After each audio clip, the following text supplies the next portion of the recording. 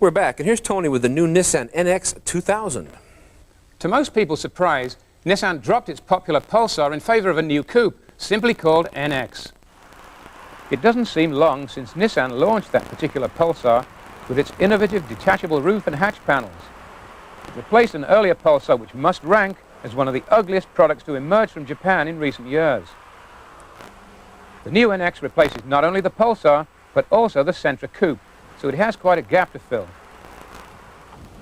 A 1991 model, this hatchback is clearly aimed right at Honda's highly acclaimed CRX Mini Sports Coupe, and it seemed to match it in just about every respect.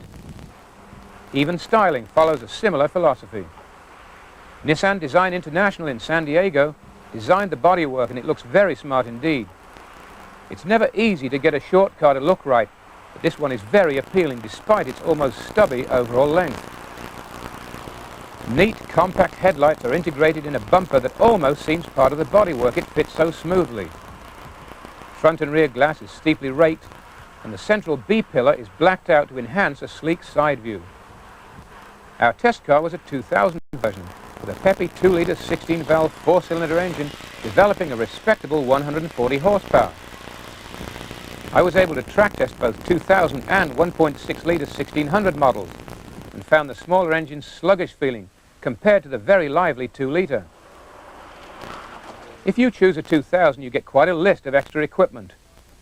This includes a T-bar roof, front spoiler with fog lamps, rear spoiler, side skirts and other good stuff. Also there for the extra cash are power windows, central locking and cruise control. This type of car is at its best with a 5-speed manual transmission, and that's what our test car came with. An automatic is available as an option. The new NX has 4-wheel independent suspension and power-assisted rack and pinion steering. Our car was fitted with a set of good-looking cast alloy rims with low-profile tires. Braking is taken care of with 4-wheel discs on the 2000, and you can get an anti-lock system if you're prepared to pay for some worthwhile extra safety. My advice is to order this before you think of any other extras. Our loaded test car came with the ultimate sound system you can specify for this model, complete with compact disc player.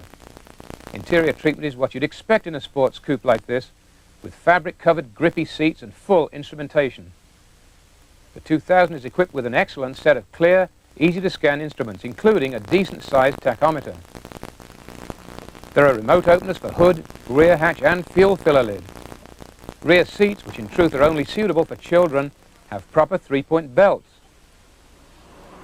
This car represents an interesting move by Nissan to break the stranglehold Honda has in this class.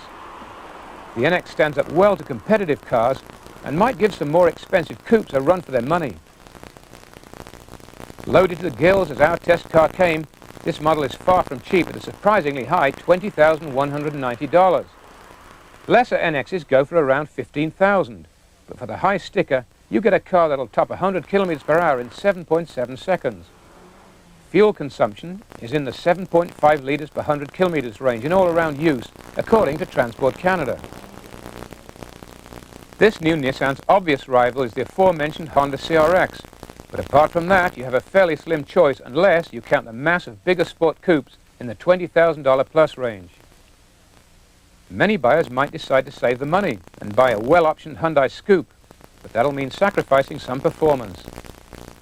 So is this a CRX B13? Well, I must say that I was pleasantly surprised with this car when I got into it. I sort of approached it with some trepidation, but it is a beautiful car to drive. But before I get to that, I think the front headlight arrangement is grotesque. It looks like something out of Roger Rabbit. It's really, really ugly. And this is badly overpriced. I mean, almost $21,000. You're nudging the BMW 318 when you're in this price range.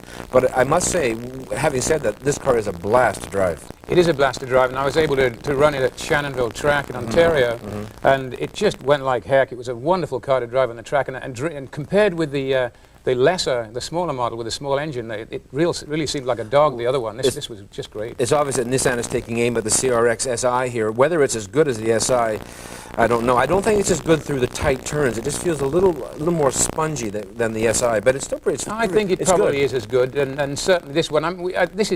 The cost bothered me a lot. It's very, very expensive. I kind of expected this would be 16 or 17,000, 18,000 with a CD player and a few other things, but it is expensive. I don't recall the Pulsar, sorry to interrupt you, but I don't recall the Pulsar being anywhere near this expensive. Well, it wasn't. I think when the Pulsar came out, the last model Pulsar, it was about, what, $13,000, something with detachable roof panels, a nice car. And if this is a Pulsar replacement, they're going to lose all the people who are going to move up out of the Pulsar. Well, yeah, I thought the general idea in this market segment was to make them affordable. And the CRX SI, I don't have the price at my fingertips here, but I know it's less than this one. Well, that's for sure. Yeah. Okay, let's look at red and green light.